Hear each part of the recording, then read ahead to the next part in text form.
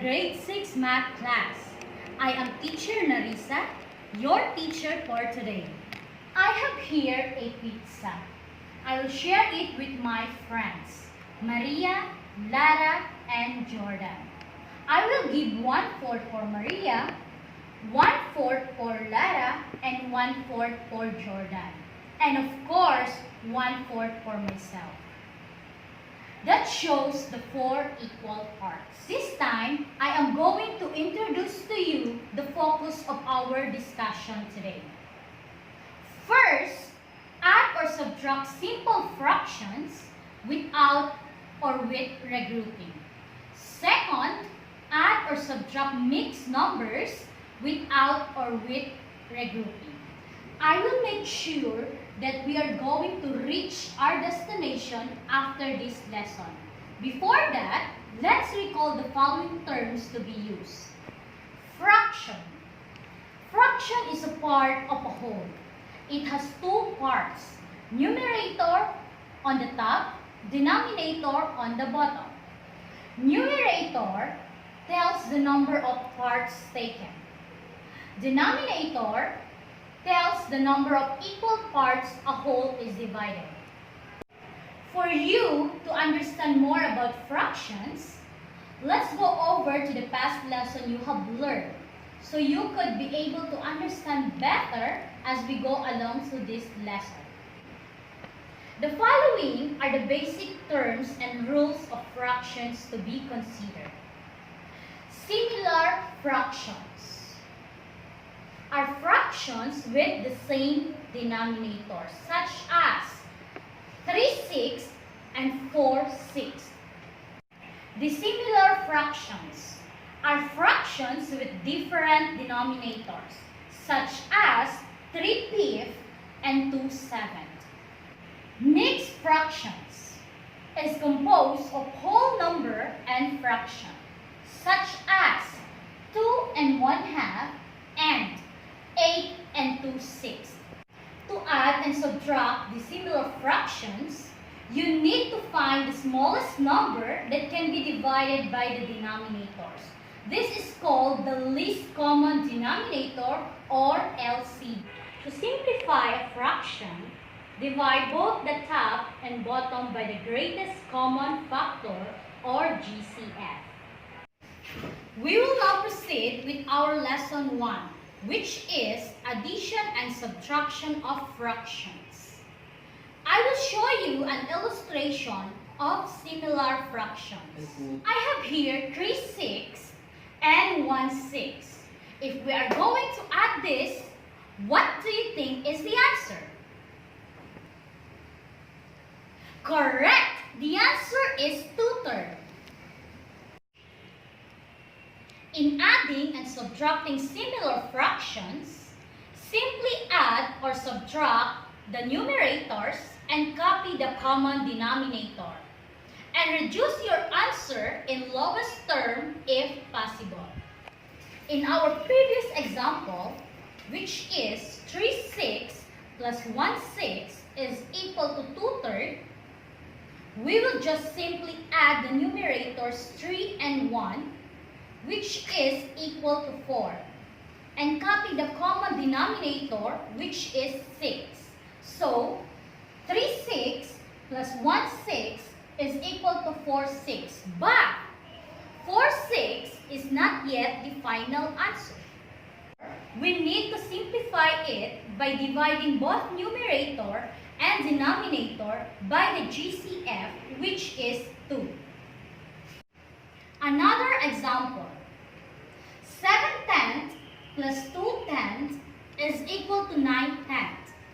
9/10 is the final answer. Since 9 and 10 are relatively prime, that means the common factor is 1. And any number divided by 1, the answer is the number itself. Let's take a look at this next example. 12/20 minus 4/20 is equal to 8/20. 8/20 is not the final answer. We have common factors, which are 1, 2, and 4. The GCF is 4. We must divide both the numerator and the denominator by 4. Therefore, the final answer is 2/5. We are now done with adding and subtracting similar fractions. This time, I am going to show you on how to add or subtract the similar fractions. Let me present to you the first example. 1/4 plus 2/6. Look at the denominators. Since they are different, we need to find the least common denominator or LCD. There are several methods in finding the LCD, but I am going to use the listing method.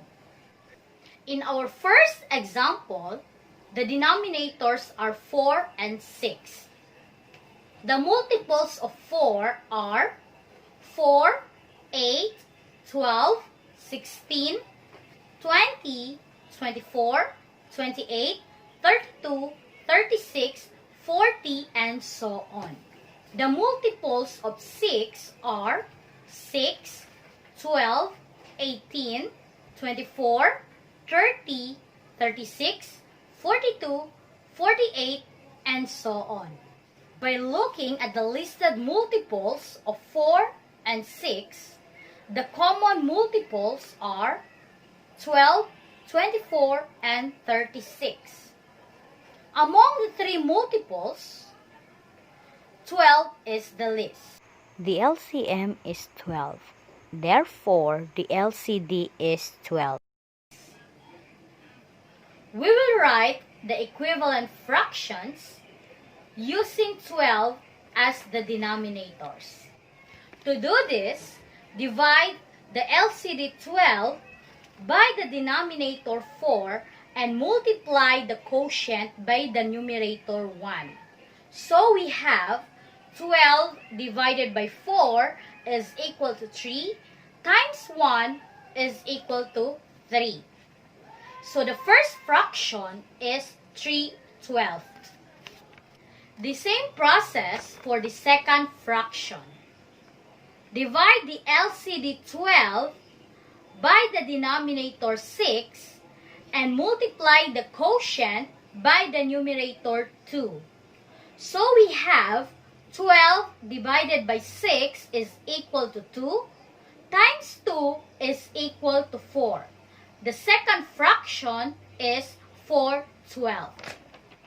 So we have now 3/12 plus 4/12. They are now similar fractions.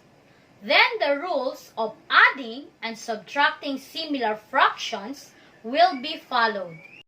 3 plus 4 is equal to 7. And copy the common denominator 12. Therefore, the answer is 7/12. Second example, 3/5 minus 3/15. Again, since the fractions are dissimilar, we will find the least common denominator of 5 and 15 by doing the listing method as shown in the first example. So we have the multiples of 5. 5, 10, 15, 20, 25, 30, 35, 40, 45, and so on. We also have the multiples of 15. 15, 30, 45, 60, and so on. By looking at the listed multiples of 5 and 15, the common multiples are 15, 30, and 45. The LCM is 15. Therefore, the LCD is 15. We will write the equivalent fractions using 15 as the denominators. To do this, divide the LCD 15 by the denominator 5 and multiply the quotient by the numerator 3. So we have 15 divided by 5 is equal to 3 times 3 is equal to 9. So our first fraction is 9/15. The same process for the second fraction. Divide the LCD 15 by the denominator 15 and multiply the quotient by the numerator 3. So we have 15 divided by 15 is equal to 1 times 3 is equal to 3. The second fraction is 3/15. So we have this 9/15 minus 3/15. They are now similar fractions. Then the rules of adding and subtracting similar fractions will be followed. 9 minus 3 is equal to 6, and copy the common denominator 15. So we have 6/15. But 6/15 is not yet the final answer. We need to simplify it by dividing both the numerator and denominator by the GCF of 6 and 15, which is 3. So we have 6 divided by 3 is equal to 2.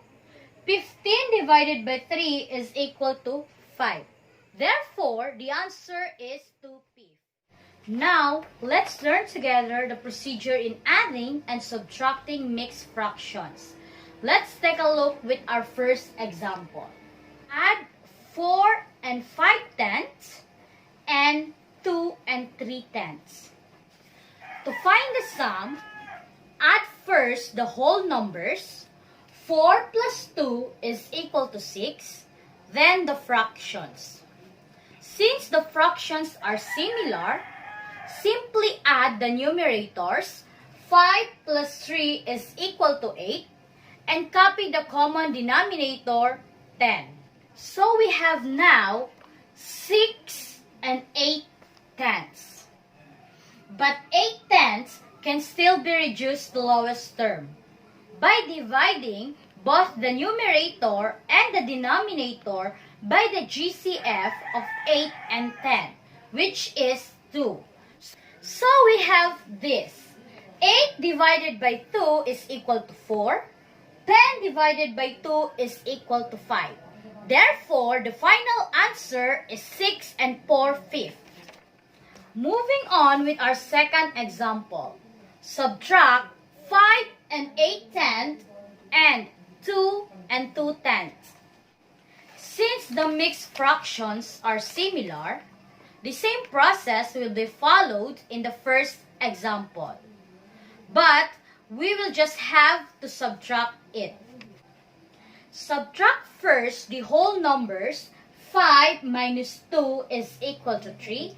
Then the fractions 8/10 minus 2/10 is equal to 6/10. We have this now. 5 and 8/10 minus 2 and 2/10 is equal to 3 and 6/10.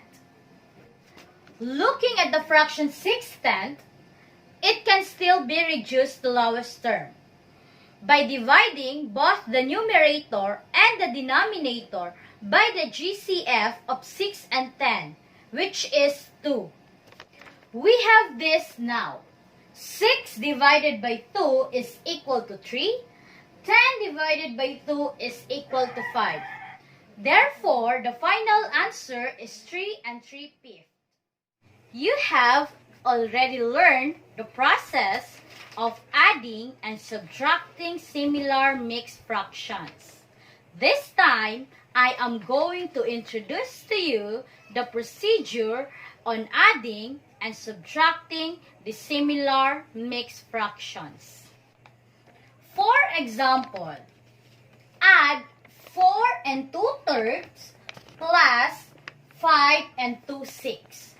Since the fractions are dissimilar, you need to find first the least common denominator or LCD through listing method.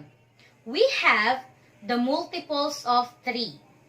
3, 6, 9, 12, 15. 15, 18, 21, 24, and so on. We have the multiples of 6. 6, 12, 18, 24, 30, and so on. By looking at the listed multiples of 3 and 6, the common multiples are 6, 12, and 18. The LCM is 6. Therefore, the LCD is 6. We will write the equivalent fractions using 6 as the denominators. To do this, divide the LCD 6 by the denominator 3 and multiply the quotient by the numerator 2. So we have 6 divided by 3 is equal to 2 times 2 is equal to 4. So the first fraction is 4 and 4/6. The same process for the second fraction. Divide the LCD 6 by the denominator 6 and multiply the quotient by the numerator 2. So we have 6 divided by 6 is equal to 1 times 2 is equal to 2. The second fraction is 5 and 2/6. The mixed fractions are now similar. Then the rules of adding and subtracting similar mixed fractions will be followed. Add first the whole numbers. 4 plus 5 is equal to 9. Then the fractions 4/6 plus 2/6 is equal to 6/6. So we have 9 and 6/6. Make sure that the final answer is reduced into lowest term. Since it is 9 and 6/6, then 6/6 is equivalent to 1. Therefore, 9 plus 1 is equal to 10. The answer is 10. Take note, you have to familiarize yourself with the process in order to arrive at the correct answer. Let me give you one more example. Subtract 2 and 2/5 from 5 and 3/4.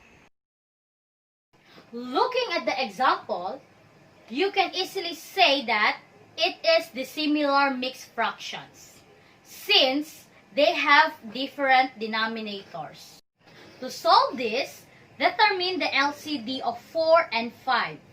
But since 5 is a prime number, we can just multiply it by 4.